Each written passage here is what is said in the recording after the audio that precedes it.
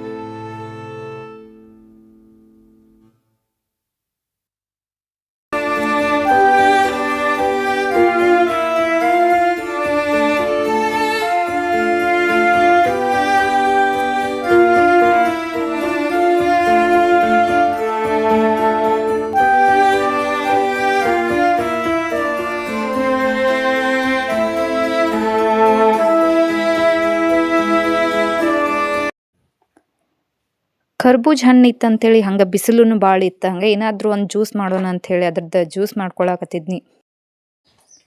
ಕರ್ಬೂಜನ ನೀಟಾಗಿ ಕಟ್ ಮಾಡಿಕೊಂಡು ಅದ್ರೊಳಗಿನ ಬೀಜ ತೆಗೆದು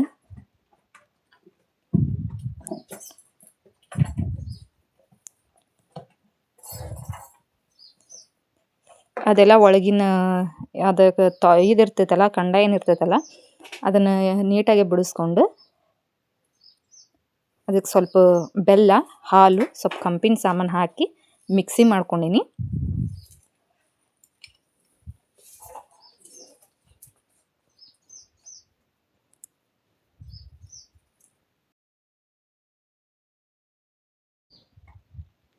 ನೀಟಾಗಿ ಮಿಕ್ಸಿ ಆಗೈತಿ. ಸೊ ಕರ್ಬೂಜದ್ದೇನು ಕ್ಲೀನ್ ಮಾಡ್ಕೊಂಡಿನಲ್ಲ ಹಣ್ಣೊಳಗೆ ಅದನ್ನು ಜ್ಯೂಸ್ ಹಾಕಿ ಸ್ವಲ್ಪ ಮೇಲೆ ಎಲ್ಲ ಬಾದಾಮಿ, ಪಿಸ್ತಾ, ಗೋಡಂಬಿದ ಚೂರ್ಣ ಹಾಕ್ಕೊಂಡೀನಿ. ಹಿಂಗೆ ಮಾಡ್ಕೊಂಡು ಕುಡಿಯಾಕೂ ಇಂಟ್ರೆಸ್ಟ್ ಬರ್ತೈತಿ, ನೋಡೋಕ್ಕೂ ನೀಟ್ ಅನಿಸ್ತೈತಿ ಅಂಥೇಳಿ ಈ ರೀತಿ ಮಾಡ್ಕೊಂಡೀನಿ.